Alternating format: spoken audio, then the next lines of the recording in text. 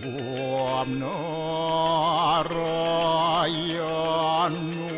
Yawidam Sarum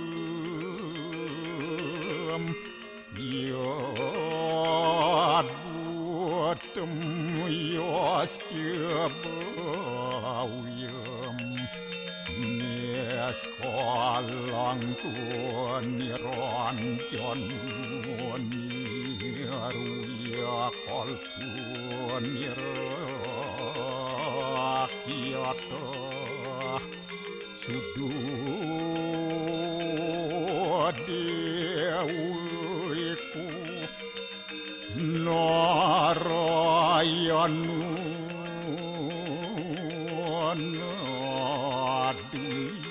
Nadiyatyu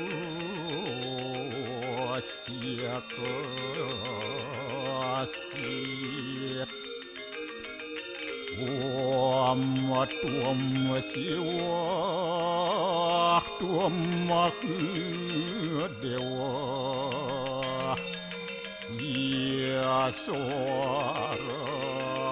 Parameswara Warahma Wisnu Asya Rudrasya Warusah Paryakiratita Om Papuham Papakaramaham Papatnya Papasambhawa Rahimam Pundarya Kaksik Sabahya Biantara Suci Om Kesama Sama Mahadewa Sarwa Paranya kita angkara Mamuja Sarwa Papidya Alaya Suasadya Siwa Om Kesantawya Kaiku Dosa Kesantawya Wajiku Mam Santawya Manasa Dosa Permadat kesamam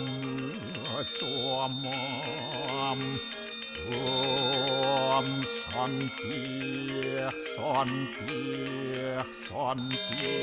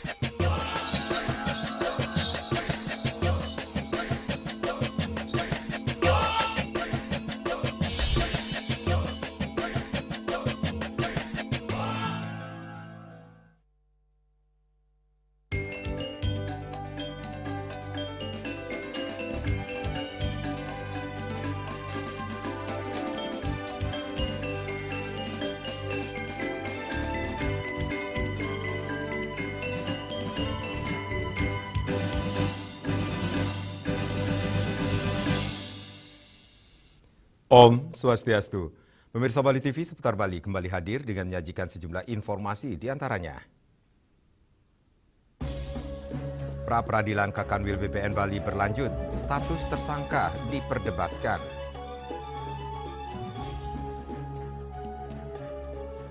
Tim SAR temukan nenek hilang di ladang dalam keadaan selamat di Karangasem. Jangan lewatkan juga informasi menarik lainnya yang sudah disiapkan tim redaksi kami. Bersama saya, Madis Kedenkarang. Inilah Seputar Bali selengkapnya.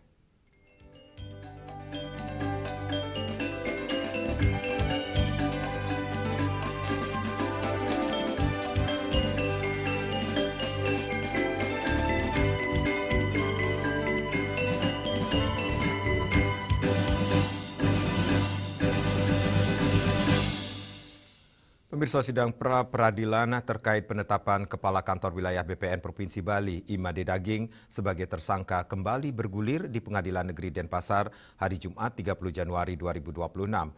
Perkara ini menyita perhatian karena menyangkut keabsahan prosedur hukum dalam penetapan seorang pejabat tinggi pertanahan.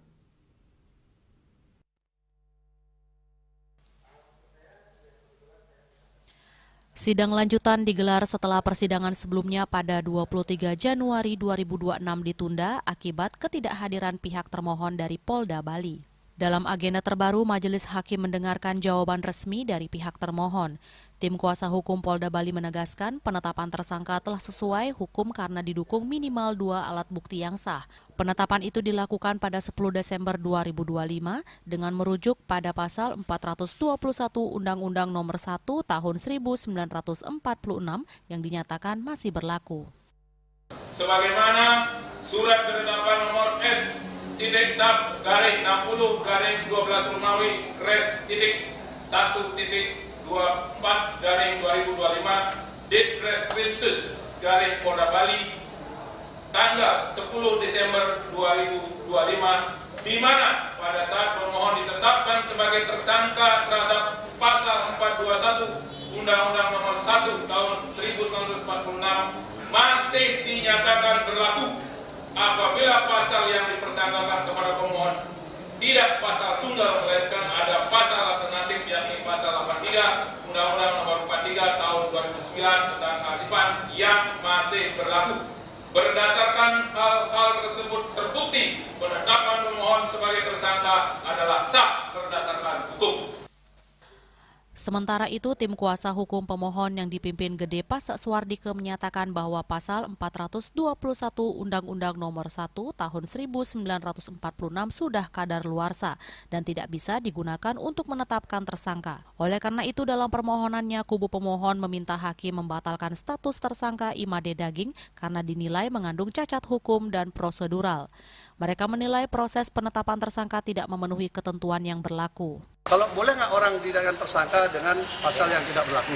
Kedua, 83 itu daluarsa apa tidak? Oke, kita lihat. Pasal 83 itu berlaku 3 tahun, karena ancamannya 1 tahun. Kita lihat, tadi dibilang katanya perbuatan berlanjut. Di pasal 137 KUHP pidana yang baru, itu disebutkan dihitung sehari setelah perbuatan. Artinya apa? Aktus reusnya harus ada. Penyidik sebelum dari penyelidikan ke penyidikan, dia harus bisa menentukan aktus reusnya kapan perbuatan itu dilakukan. Itu kan tidak ada. Kapan sih sebenarnya yang dituduhkan itu terjadi? Nggak ada, nggak muncul tadi. Jadi kami berpatokan pada kapan dia menjabat dan kapan surat itu yang dimasalahkan itu dikeluarkan. Hitung lebih daripada 3 tahun, clear, daluarsa. Majelis Hakim akan mempertimbangkan seluruh dalil dari kedua belah pihak sebelum menjatuhkan putusan atas permohonan pra-peradilan tersebut. Putusan nantinya akan menjadi penentu sah atau tidaknya status tersangka dalam perkara ini. Yana, Bali TV. Pemirsa, isu pembalakan liar yang terjadi di kawasan hutan yang dikelola Desa Panji, Kecamatan Sukesade, Buleleng yang dihembuskan melalui media sosial membuat warga setempat resah. Mereka pun mendesak aparat desa angkat bicara karena hal tersebut dinilai tidak sesuai fakta dan merugikan upaya pelestarian hutan yang selama ini dilakukan warga.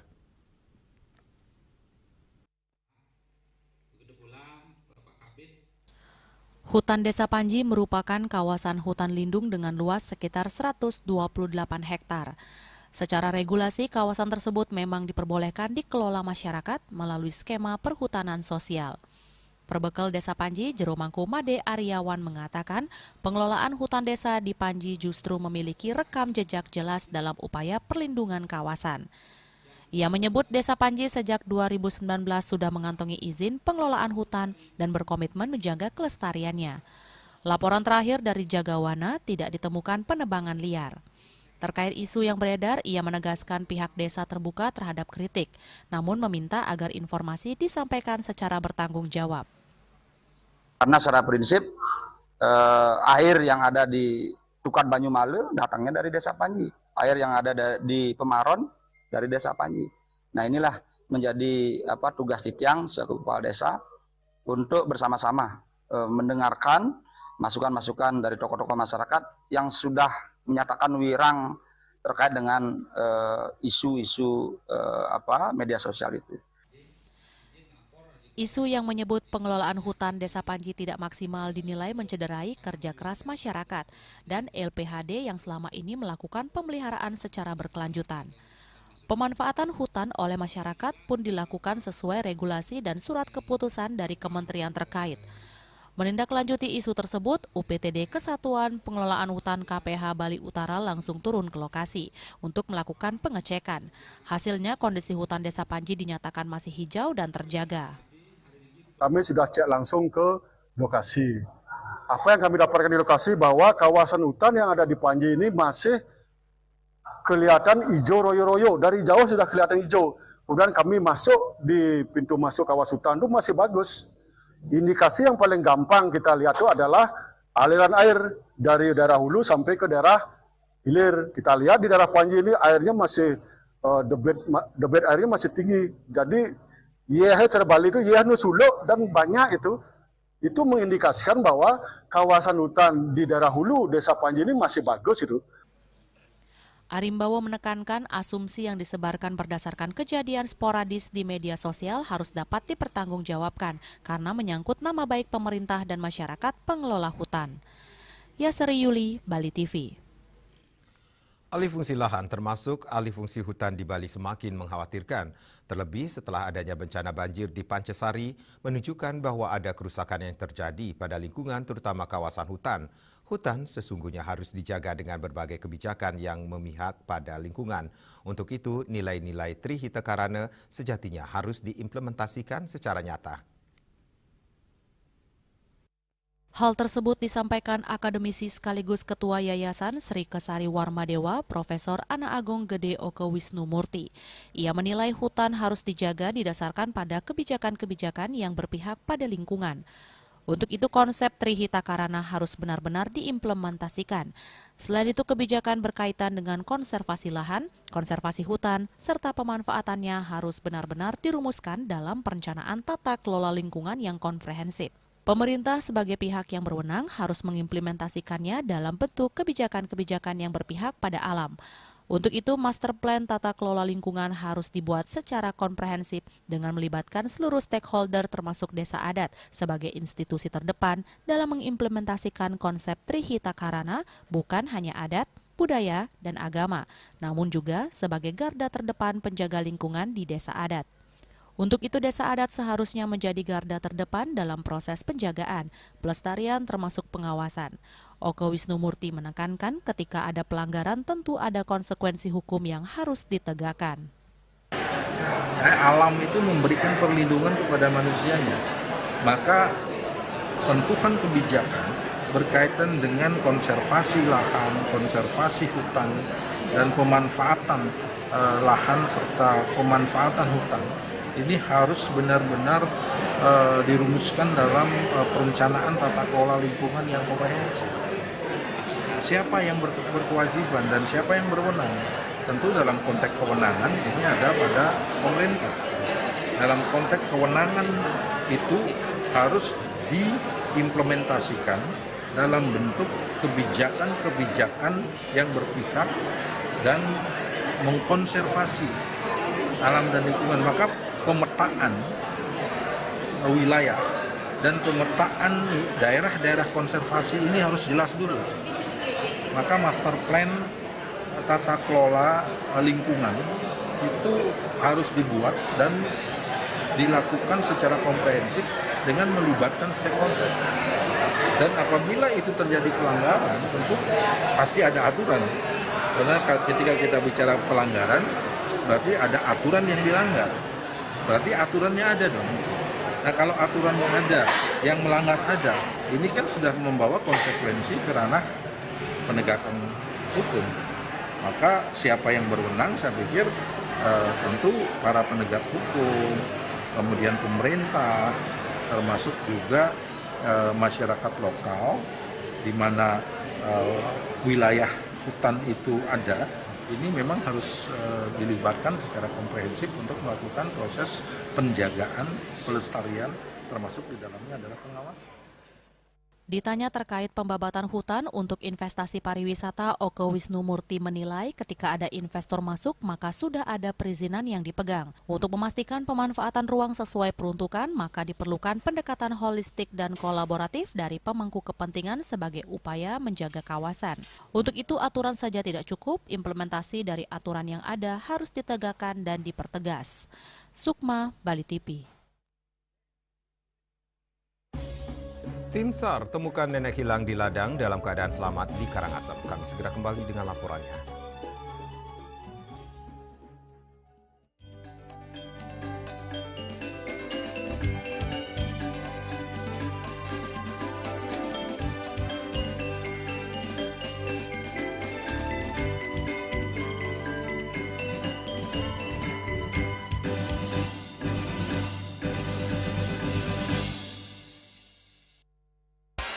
Kak Srido sekarang sibuk apa? Sabtu Minggu ada game.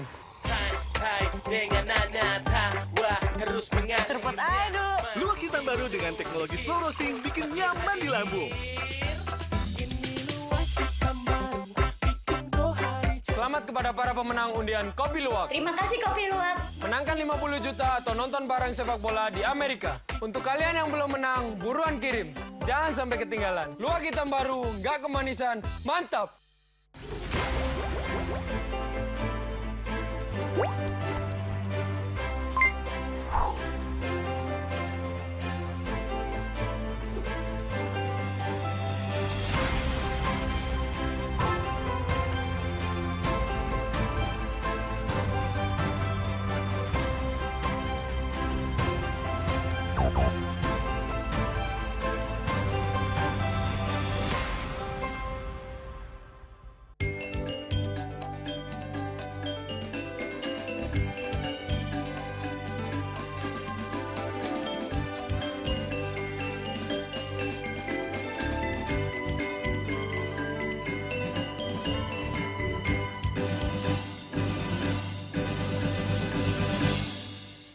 Pemirsa, seorang nenek warga desa Sangkan Gunung yang sempat dikabarkan hilang saat mencari kayu bakar di ladang akhirnya ditemukan dalam keadaan selamat tanggal 29 Januari 2026.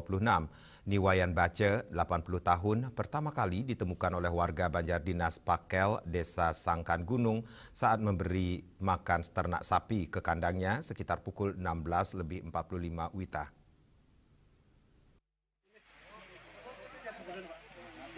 Penyisiran mulai dilaksanakan pada pukul 10.45 WITA hingga 3 kali sorti yang melibatkan lebih dari 60 orang dari tim SAR gabungan bersama keluarga korban dan masyarakat setempat. Sorti pertama penyapuan ke arah utara dan selatan dari titik perkiraan hilang sejauh 2 km. Pencarian dilanjutkan kembali pada pukul 14.00 WITA dengan membagi menjadi 3 SRU, di mana fokusnya di jurang Tukat Alas Alem sampai Desa Tangkup sejauh 1,5 km. Kemudian dari Tukat Alas Alem ke arah selatan dan barat sejauh 1 km. Sorti terakhir dilakukan ke arah barat dari posisi korban terlibat terakhir oleh warga sejauh 1 km. Pada pukul 16.45 WITA diterima informasi bahwa Niwayan Baca ditemukan warga terduduk di jalur setapak ke arah selatan 1 km dari titik terakhir keberadaannya. Kondisinya stabil namun terdapat luka di dahi karena terkena goresan ranting.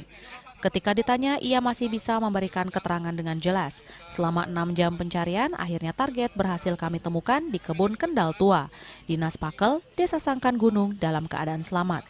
Putu Handika Bayangkara selaku Koordinator Lapangan Pos Pencarian dan Pertolongan Karangasem. Kami dari tim SAR gabungan pada pukul 10.45 WITA, tim SAR gabungan melaksanakan pencarian dari titik kemarin dilihat target terakhir menuju ke arah selatan kurang lebih. Selanjutnya ia dibawa ke Puskesmas Sidemen dengan menggunakan mobil patroli Polsek Sidemen untuk pemeriksaan kesehatan lebih lanjut. Diungkapkan bahwa selama berlangsungnya operasi SAR sempat ditemui kendala sisanya sinyal HP ataupun radio komunikasi. Di samping itu tim SAR harus melalui sempadan sungai yang terjal. Upaya pencarian yang dilakukan dari pagi hingga sore hari ini melibatkan unsur SAR dari Pos Pencarian dan Pertolongan Karangasem, Ditsamapta Polda Bali, Koramil Sidemen, Polsek Sidemen, Babinsa Banjar Dinas Pakel, Babin Kamtipnas Banjar Dinas Pakel, BPBD Kabupaten Karangasem, Linmas Desa Sangkan Gunung, Orari Karangasem, Kepala Desa Banjar Sangkan Gunung, Kadus Desa Banjar Pakel, keluarga korban dan masyarakat setempat. Rai Suwantara, Bali TV. Pada peringatan Hari Arak Bali tahun 2026, Gubernur Bali Wayan Koster menerima izin usaha produksi arak Bali dari Kementerian Perindustrian Republik Indonesia hari Kamis malam 29 Januari 2026 yang berlangsung di The Westin Resort Nusa Dua Badung. Izin ini menjadi tonggak penting legalitas dan daya saing arak Bali ke tingkat global.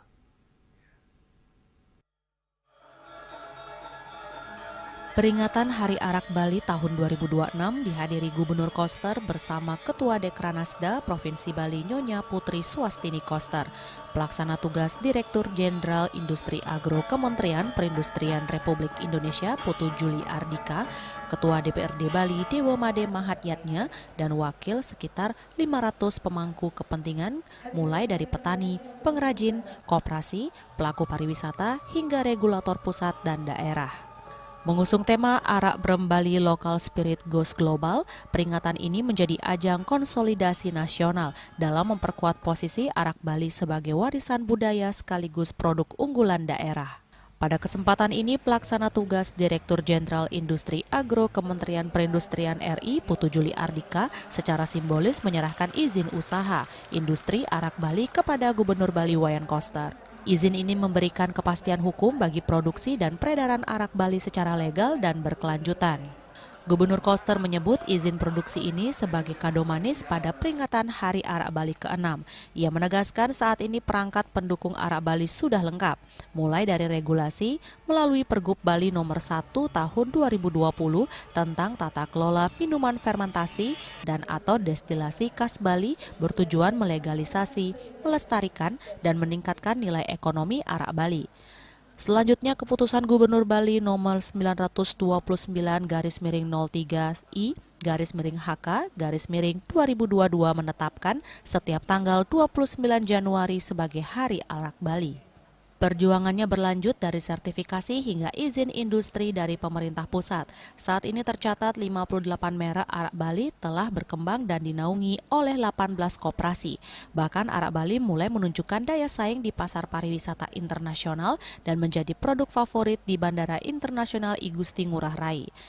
Kedepan, koperasi produsen arak akan dinaungi Perumda Kerte Bali Saguna dan dikelola melalui PT Kantibara Sejahtera. Skema ini diharapkan mampu meningkatkan produksi, memperkuat UMKM, serta mendorong arak Bali menjadi spirit ke-7 dunia.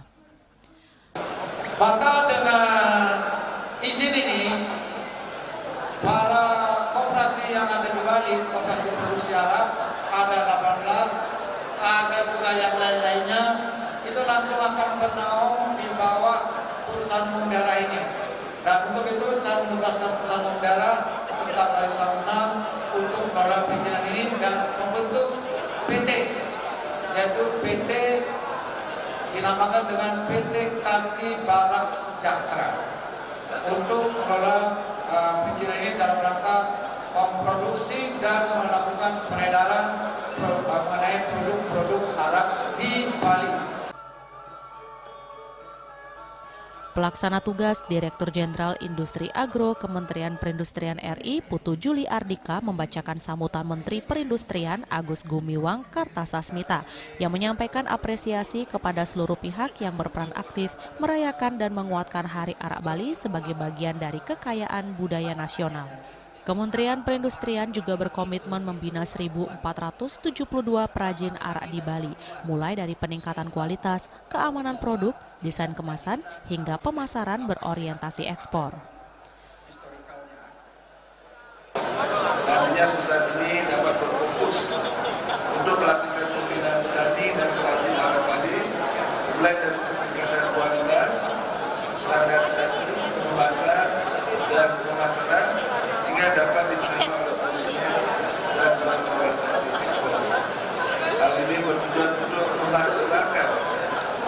mengisi sumber daya yang ada dan menciptakan nilai tambah produk arak Bali. Peringatan Hari Arak Bali 2026 diharapkan menjadi tonggak sejarah baru, menandai kebangkitan arak Bali dari produk tradisional lokal menuju industri berdaya saing nasional dan global. Menutup rangkaian kegiatan dilaksanakan tos minum arak bersama para undangan. Winata dan Angkat Wirawan, Bali TV. Pemerintah Kabupaten Badung menaikkan dana kreativitas bagi seketeruna menjadi Rp40 juta. Kebijakan ini disampaikan saat pembukaan Bulan Bahasa Bali ke-8 tahun 2026 di Balai Budaya Giri Nata Mandala Puspem Badung pada Jumat 30 Januari 2026.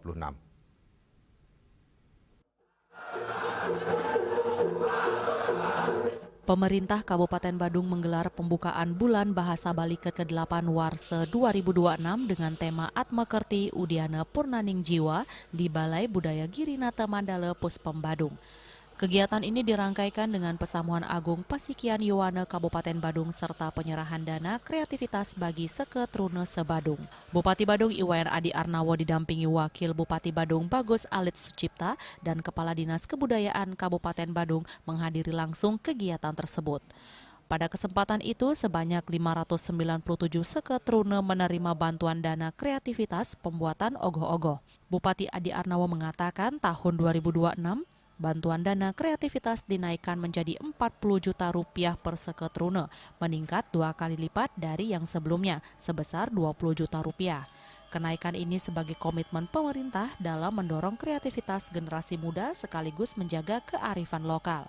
Pemkab Badung juga akan melakukan sidak ke Banjar-Banjar untuk memastikan proses pembuatan ogoh-ogoh berjalan baik, serta penggunaan dana sesuai peruntukan. Bupati Adi Arnawo berharap para Yowana tetap menjaga keamanan dan ketertiban saat pengerupukan, menghindari minuman keras, serta menghormati pengguna jalan lainnya agar tidak mencoreng makna ritual tahunan tersebut. Memang ada perubahan sesuai dengan janji kami.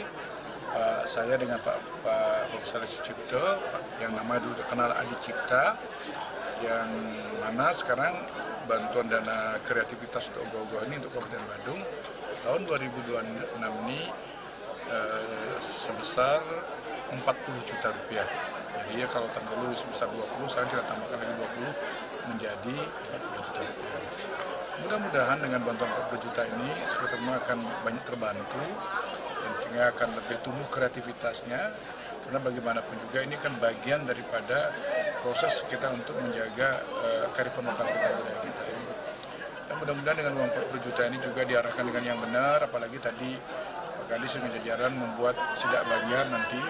Jadi tim ini akan melakukan sidak ke Banjar-Banjar untuk memperhatikan, untuk melihat langsung bagaimana proses pembuatan ogoh-ogoh, termasuk bagaimana arahan uang yang diberikan oleh pemerintah melalui dana kreativitas. Dan yang paling penting adalah saya berharap pada Seketeruna Yowana Serang Sami ini agar tidak saja bisa membuat ogoh-ogoh, tetapi ketika pelaksanaan pengerupukan, arahkan ogoh-ogoh ini agar tetap dijaga keamanan, ketertiban gitu. Pada kesempatan tersebut juga dilakukan insinyur kepada Bendesa Adat dan Sulinggih Baru di Kabupaten Badung. Di samping itu dilakukan pula penyerahan piala juara lomba ngelawar dan MC Bahasa Bali kategori putra dan putri. Sebelumnya Bupati Badung bersama Wakil Bupati juga menyerahkan bantuan bagi warga lanjut usia 75 tahun ke atas sebagai bentuk perhatian terhadap peningkatan usia harapan hidup masyarakat Badung. Indrawan, Bali TV. Kami akan segera kembali dengan informasi Presiden Prabowo perkuat kebijakan tata ruang untuk lindungi sawah nasional.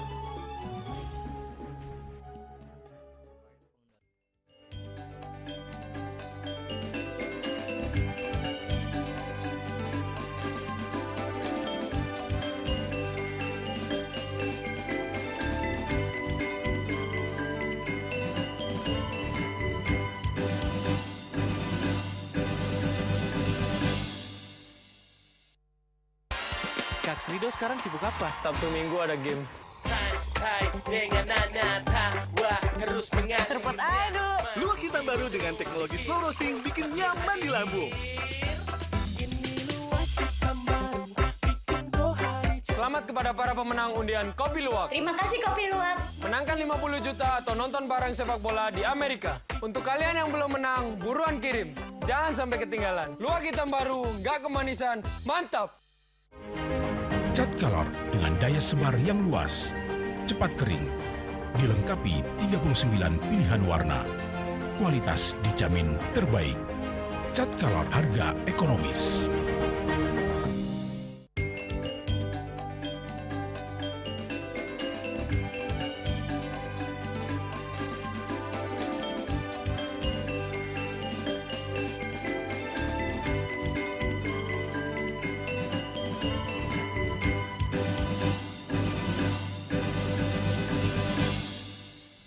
Presiden Prabowo Subianto di Istana Merdeka Jakarta memanggil Menteri Agraria dan Tata Ruang atau Kepala BPN Nusron Wahid terkait pengendalian alih fungsi lahan sawah nasional guna menjaga ketahanan pangan dan mendukung swasembada pangan. Dalam kesempatan tersebut, Nusron Wahid menyampaikan bahwa Kementerian BPN telah mengambil sejumlah langkah strategis yang mengamanatkan perlindungan lahan pertanian pangan yang berkelanjutan. Presiden Prabowo Subianto di Istana Merdeka Jakarta memanggil Menteri Agraria dan Tata Ruang atau Kepala BPN Nusron Wahid terkait pengendalian alih fungsi lahan sawah nasional guna menjaga ketahanan pangan dan mendukung swasembada pangan. Usai pertemuan, Menteri BPN Nusron Wahid menjelaskan bahwa dalam periode 2019 hingga 2024, Indonesia kehilangan sekitar 554.000 hektar lahan sawah yang beralih fungsi menjadi kawasan industri maupun perumahan. Untuk itu, dalam kesempatan tersebut, Nusron Wahid menyampaikan bahwa Kementerian BPN telah mengambil sejumlah langkah strategis yang mengamanatkan perlindungan lahan pertanian pangan yang berkelanjutan. Pemerintah juga berkomitmen untuk memperkuat kebijakan tata ruang dan pengelolaan lahan guna melindungi sawah nasional sebagai aset strategis demi ketahanan pangan dan kesejahteraan rakyat. Kami melaporkan tentang pengendalian alih fungsi lahan sawah di Indonesia yang tahun 2019 sampai tahun 2024, sawah-sawah di Indonesia itu hilang, berubah menjadi kawasan industri maupun berubah menjadi perumahan sekitar 554.000 hektar. Sementara pada satu sisi Bapak Presiden mempunyai cita-cita yang sangat besar, yaitu ingin swasembada pangan.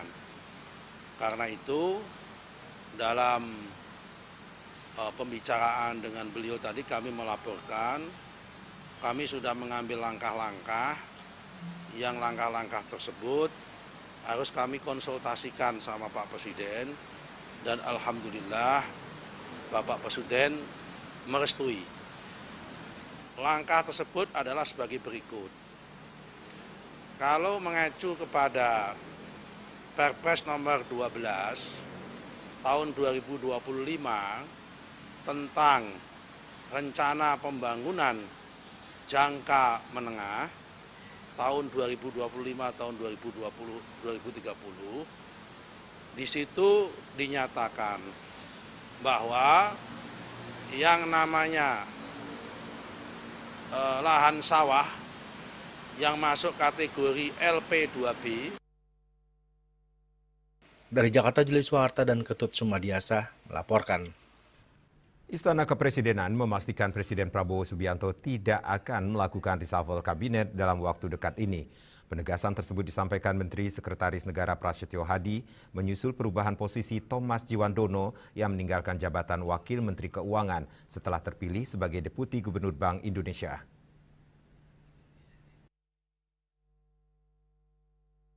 Istana Kepresidenan memastikan Presiden Prabowo Subianto tidak akan melakukan reshuffle kabinet dalam waktu dekat ini.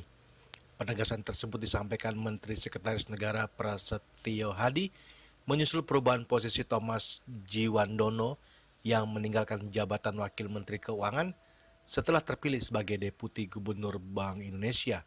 Menurutnya, perubahan yang terjadi saat ini hanya berkaitan dengan peralihan jabatan Thomas Djiwandono.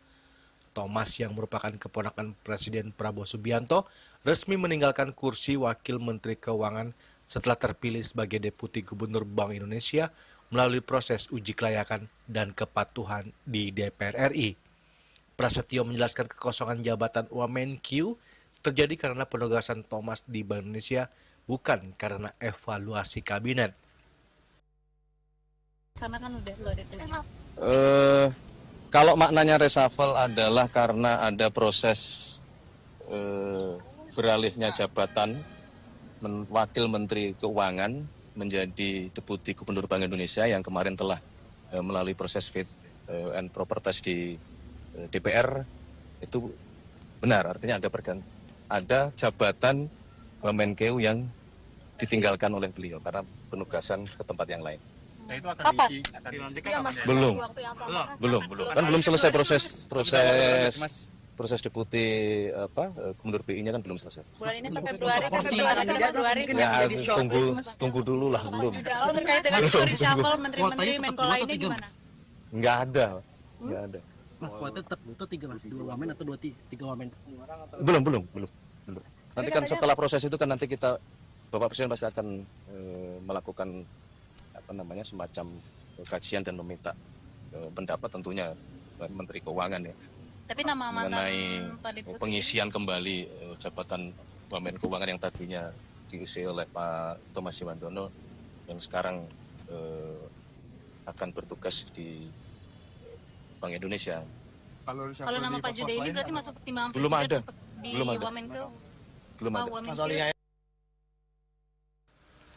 Terkait sosok pengganti Thomas di posisi Wamenkeu, Prasetyo menyebut hingga kini belum ada keputusan. Proses pengangkatan sebagai Deputi Gubernur BI pun disebut masih berjalan.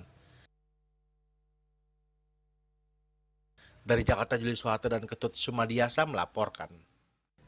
DPRD Buleleng menyiapkan langkah koordinasi dengan Pusdatin dan pemerintah pusat guna memastikan kesesuaian data yang akan menjadi dasar kebijakan penanggulangan kemiskinan di Kabupaten Buleleng. Untuk itu persoalan akurasi dan sinkronisasi data kemiskinan perlu ditangani serius.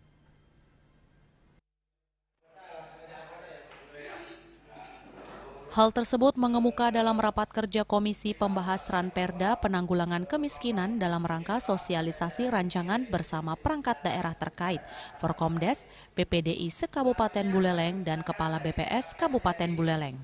Ketua Komisi 2 DPRD Buleleng, Wayan Masdana, menyampaikan bahwa selama ini masih terdapat perbedaan data antara pemerintah pusat dan pemerintah daerah, terutama pada program bantuan yang bersumber dari pusat yang berpotensi menghambat optimalisasi program bantuan serta intervensi kebijakan di tingkat daerah.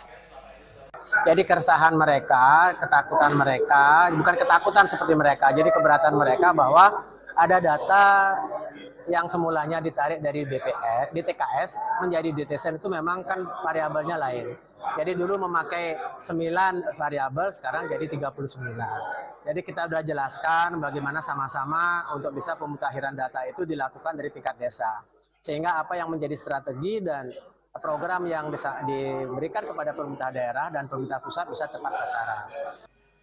Lebih lanjut disampaikan, koordinasi dengan pemerintah pusat diharapkan dapat memperjelas mekanisme pemuktahiran data, pembagian kewenangan, serta dukungan kebijakan dan anggaran yang selaras antara pusat dan daerah. Sementara keresahan perangkat desa terkait dengan adanya sanksi dan hukuman bagi desa-desa yang tidak melakukan pemuktahiran data sudah diklarifikasi dalam pertemuan tersebut, sehingga semua pihak diharapkan tetap tenang. Yasari Yuli, Bali TV. Komang Dias Tuti resmi dilantik jadi anggota DPRD Bali pengganti antar waktu. Kami segera kembali dengan informasinya.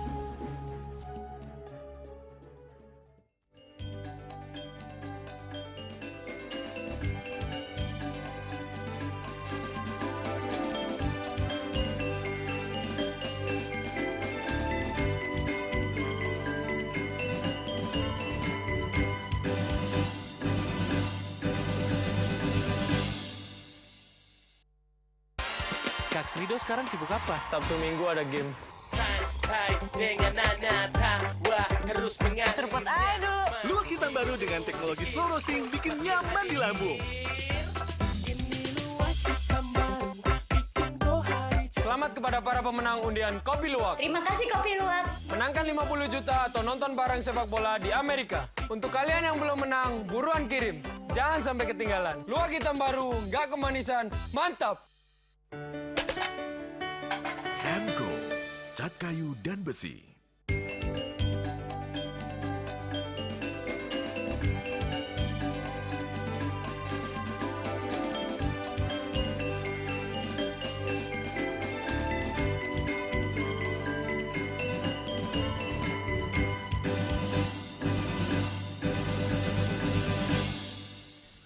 Komang Diastuti resmi dilantik sebagai anggota DPRD Provinsi Bali pengganti antar waktu atau PAW yang menggantikan almarhum Jero Nyoman Rayuse.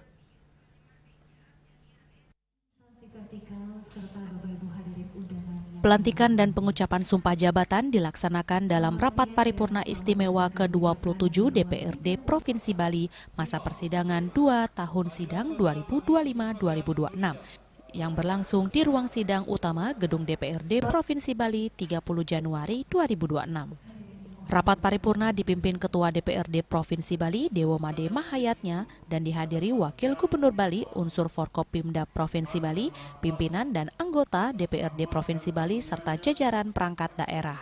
Komang Diastuti merupakan peraih suara terbanyak ketiga dari Partai Gerindra daerah pemilihan Buleleng pada pemilu legislatif 2024 dengan raihan 6.196 suara. Ia menggantikan almarhum Jero Nyoman Rayuse yang meninggal dunia pada 4 Oktober 2025. Pelaksanaan pengganti antar waktu ini merujuk pada keputusan Menteri Dalam Negeri Republik Indonesia nomor 100.2.1.4/6272 tahun 2025 tertanggal 31 Desember 2025. Melalui keputusan tersebut, Komang Diastuti resmi menjabat sebagai anggota DPRD Provinsi Bali setelah dilantik oleh Ketua DPRD Bali Dewo Made Mahayatnya untuk sisa masa jabatan 2024-2029. Pada yang kami hormati Saudari Komang Diastuti SSN MIKOP yang baru saja telah melaksanakan pengucapan sumpah janji peresmian pengangkatan pengganti antar waktu anggota DPRD Provinsi Bali. Kami berharap hendaknya agenda ini bukan hanya sekedar seremonial belaka, tetapi mengandung makna yuridis sekaligus perwujudan adanya tanggung jawab dalam membangun aspirasi masyarakat. Sementara itu, Komang Diastuti mengucapkan terima kasih kepada masyarakat dan memohon doa agar dirinya dapat melaksanakan tugas dengan baik. Pihaknya berkomitmen akan melanjutkan pengabdian almarhum Jero Nyoman Rayuse yang bertugas di Komisi 3 DPRD Bali khususnya di bidang pembangunan serta membangun komunikasi dengan masyarakat.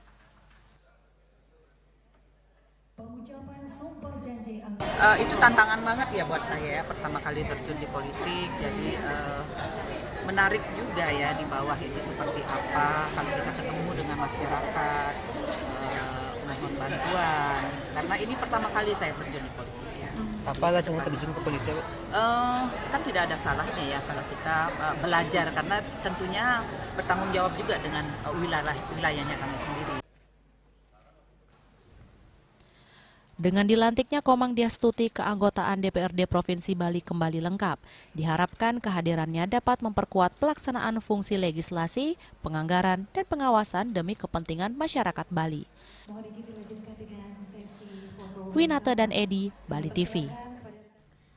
Pemirsa, keluarga besar SMP PGRI 6 Denpasar larut dalam kegembiraan merayakan HUT ke-58 pada hari Jumat 30 Januari 2026. Puncak HUT diisi dengan potong kue oleh Kepala SMP PGRI 6 Denpasar bersama dengan guru dan siswa. Bahkan acara potong kue digelar 2 kali, yakni di halaman sekolah dan gedung pertunjukan aksi siswa.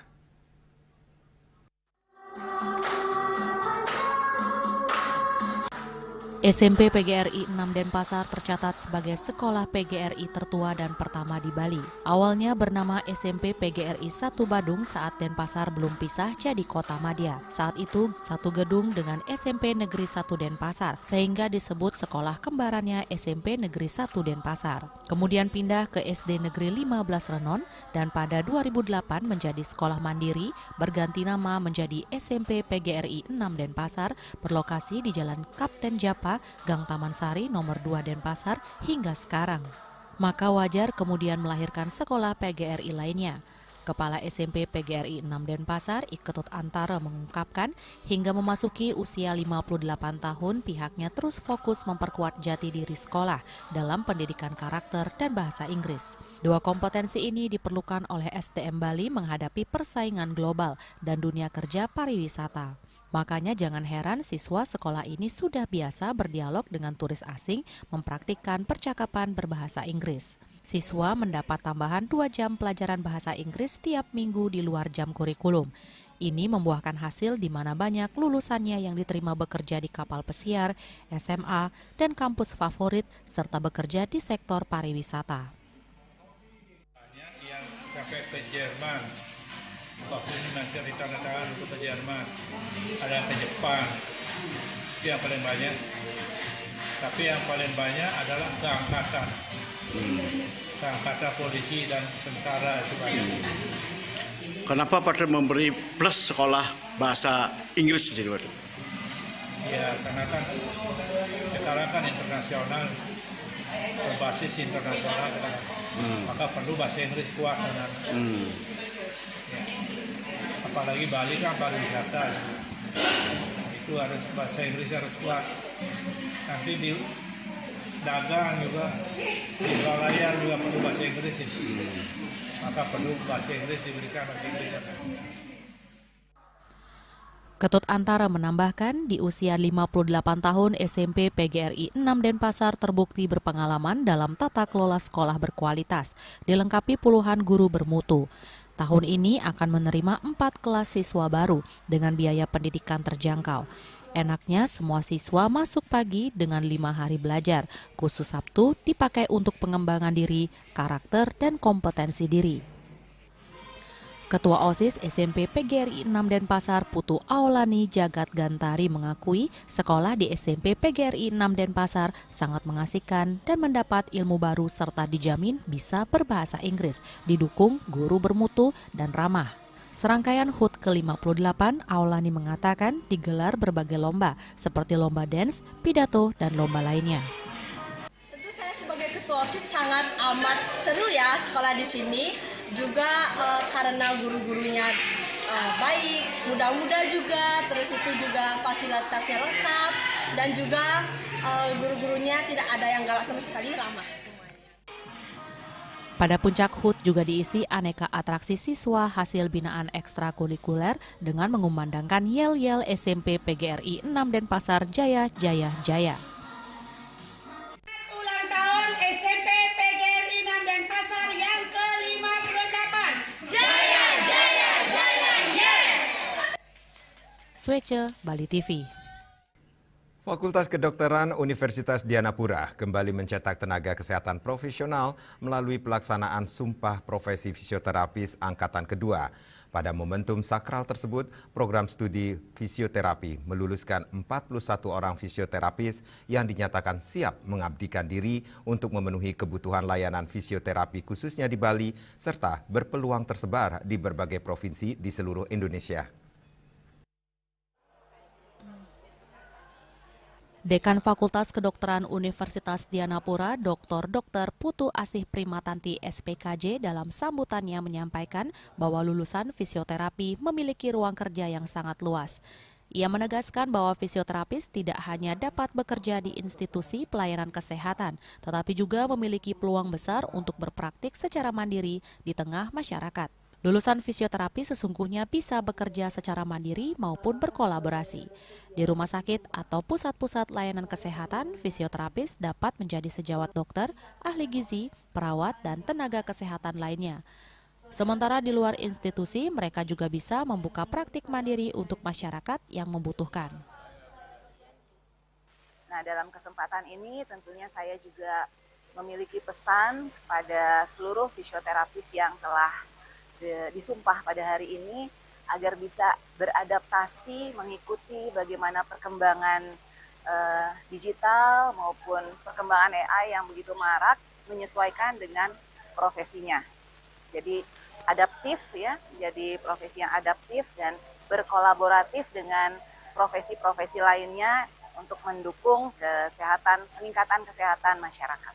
Sementara itu, Ketua Program Studi Pendidikan Profesi Fisioterapis Daryono MERG FTR menjelaskan perbedaan mendasar antara diagnosis medis dengan diagnosis fisioterapi.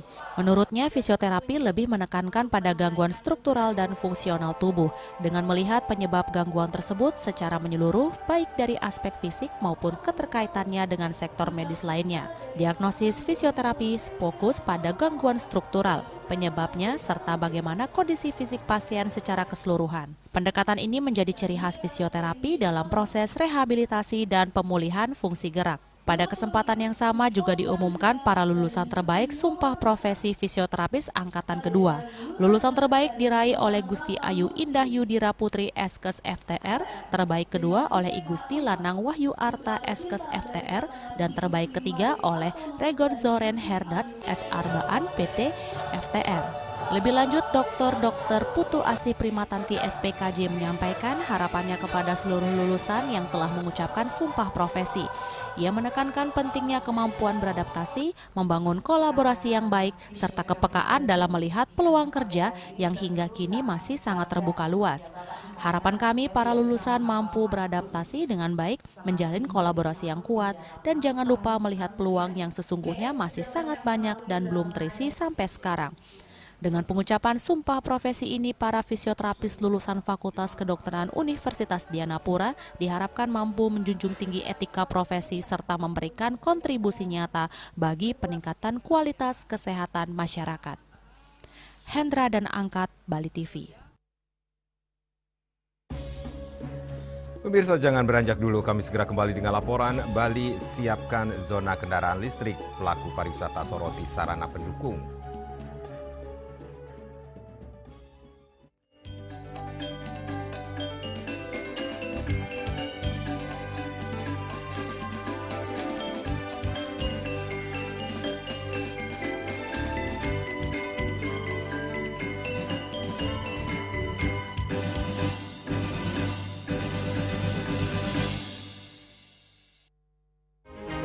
Cat Color dengan daya sebar yang luas, cepat kering, dilengkapi 39 pilihan warna. Kualitas dijamin terbaik. Cat Color, harga ekonomis.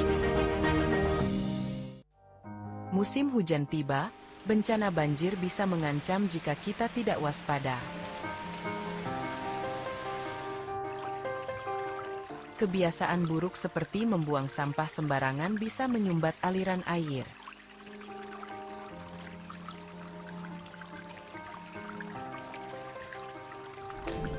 Kita bisa mencegah banjir dengan bergotong royong, menjaga selokan bersih, dan menanam pohon.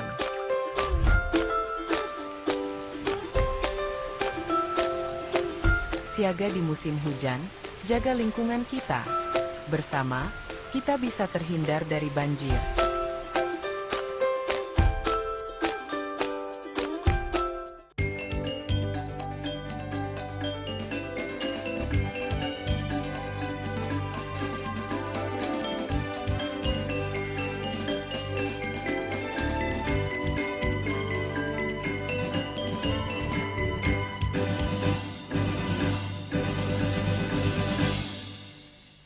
Pemirsa, rencana pemerintah Provinsi Bali menerapkan zona khusus kendaraan listrik di sejumlah kawasan wisata dinilai sebagai langkah maju menuju pariwisata hijau dan berkelanjutan. Namun kebijakan ini juga memunculkan kekhawatiran terkait kesiapan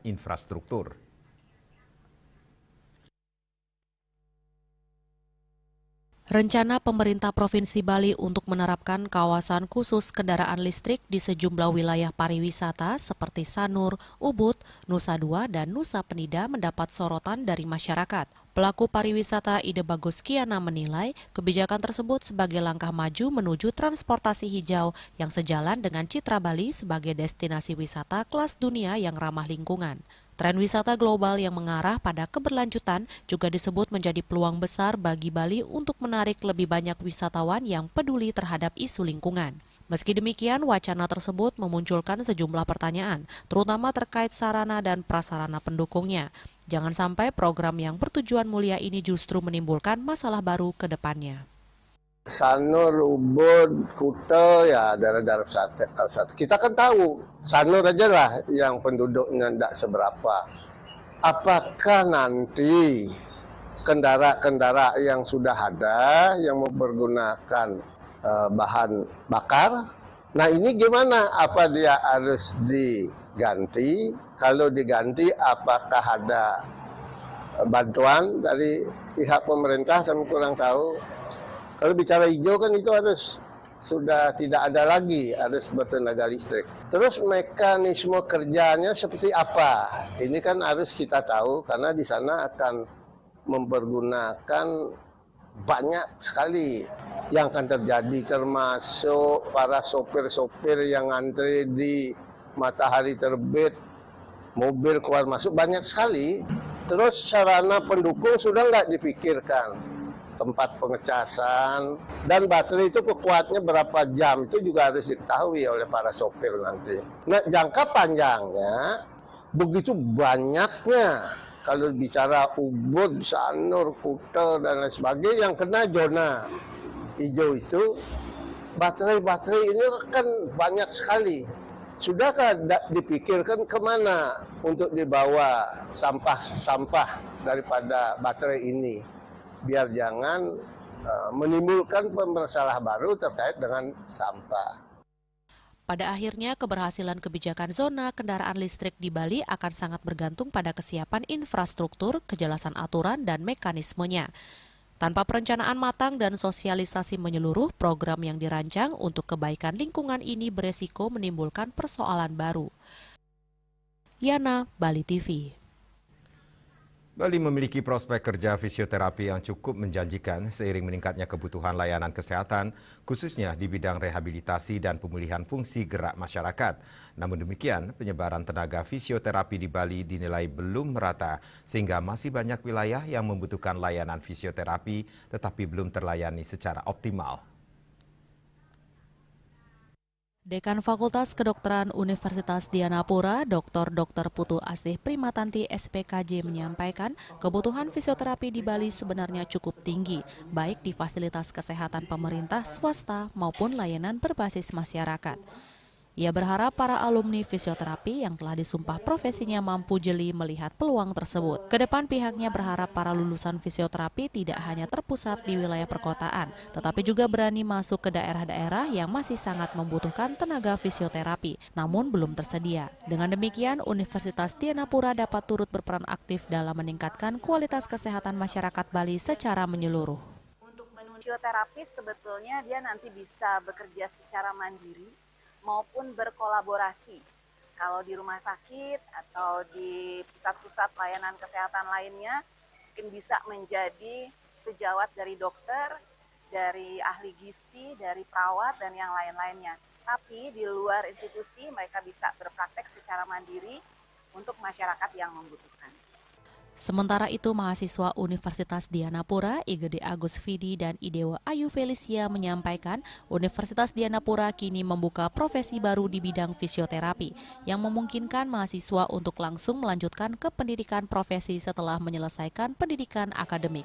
Mereka menilai langkah tersebut sebagai peluang besar bagi mahasiswa untuk segera terjun ke dunia profesional. Selain itu, fasilitas dan wahana pendidikan yang tersedia dinilai sudah sangat memadai. Sarana dan prasarana yang ada sangat bagus dan cukup menunjang seluruh kegiatan pembelajaran serta praktik profesi fisioterapi. Kalau kita sebagai fisioterapis itu tentunya memerlukan modalitas seperti infrared, TENS atau ultrasound. Sedangkan kalau pijat itu tidak menggunakan alat sama sekali. Itu sih yang paling membedakan dari fisioterapi dan bekam juga. Tentunya ada aspek akademisnya kan gitu. Iya, juga ada aspek akademis. Kalau kita memang memenuhi jenjang dari S1 sampai profesi, sedangkan tukang pijit, maaf, belum tentu berjenjang pendidikan. Dengan dukungan fasilitas yang lengkap serta kebutuhan masyarakat yang masih tinggi, program profesi fisioterapi Universitas Dianapura diharapkan mampu mencetak tenaga kesehatan yang kompeten dan siap mengabdi khususnya di wilayah-wilayah Bali yang masih kekurangan layanan fisioterapi. Hendra dan Angkat Mirawan, Bali TV. Dan kini kami sampaikan informasi perakiraan cuaca untuk kabupaten kota di Bali.